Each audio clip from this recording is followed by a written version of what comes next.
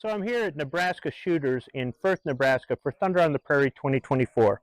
And I've brought back my Taurus G2C in 40 Smith Wesson. I haven't shot this since Thunder on the Prairie last year. I haven't cleaned this since Thunder on the Prairie last year.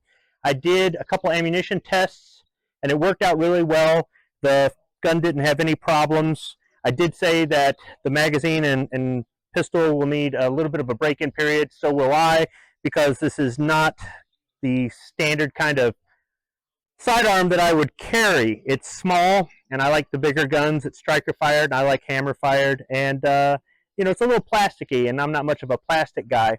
Although I understand why some people would like a firearm like this. One of the things I like about the G2C is that for a small gun, it actually fits my hand pretty well. I'm fairly comfortable with it, but I still need to get used to it. So what I decided to do this year was bring up some other ammunition and test it out. So I've got Hornady Critical Duty 175 grain flex lock. I've got Fiocchi 155 grain XTP hollow point. I've got Winchester USA Defense, and this is their 170 grain. I've got Nosler ASP or ASP 180 grain jacketed hollow point, and I found a Winchester white box which is 180 grain bonded jacketed hollow point.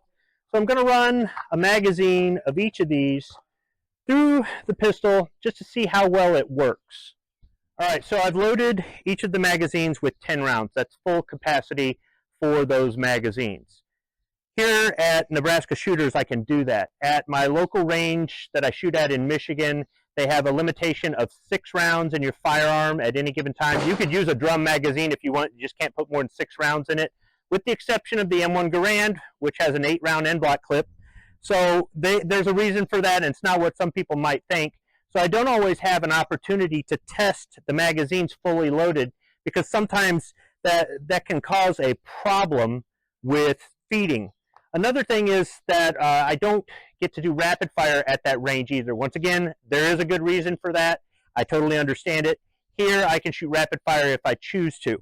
So this is a really good place for me to just test out one mag of each kind of ammunition and maybe try to make some sort of judgment call on how well it functions in this G2C. So I'll go ahead and start off with the Hornady Critical Duty.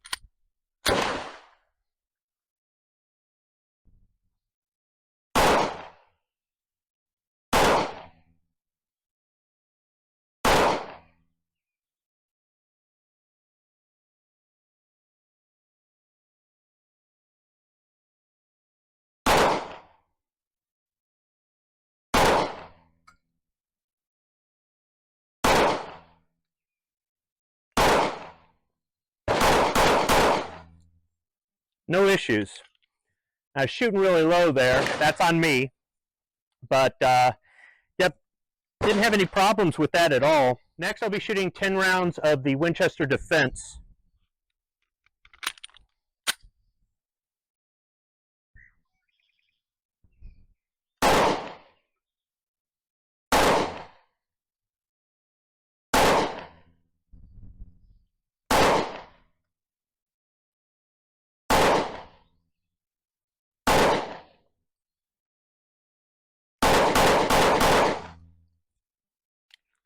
No issues there. Yeah, it's all over the place on that one. And now the Fiocchi. This is their 150 grain or 155 grain XTP.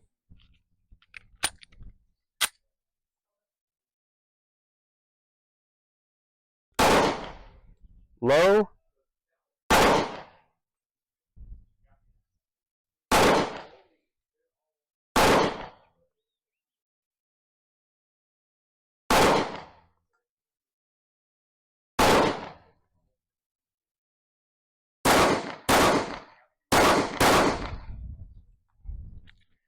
And everything's to the left on that one. No failures with that. So let me load up the other 2 types of ammunition and we'll finish up the test. So next I'll be shooting the Nosler ASP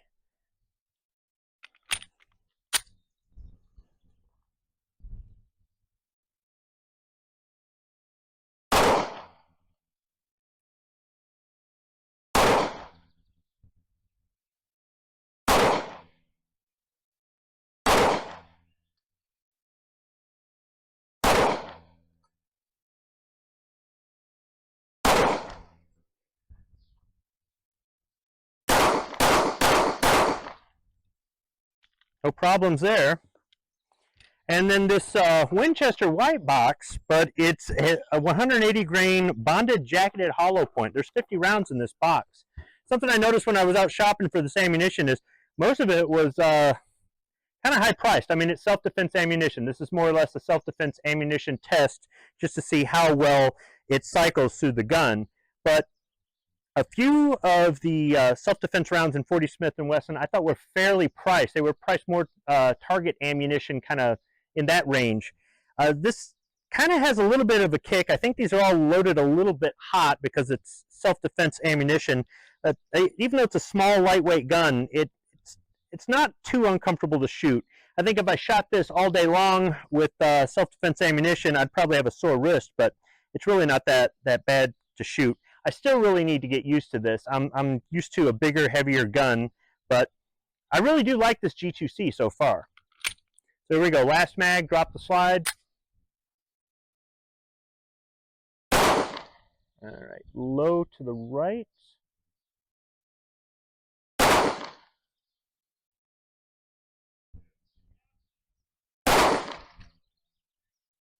Everything's going to the right.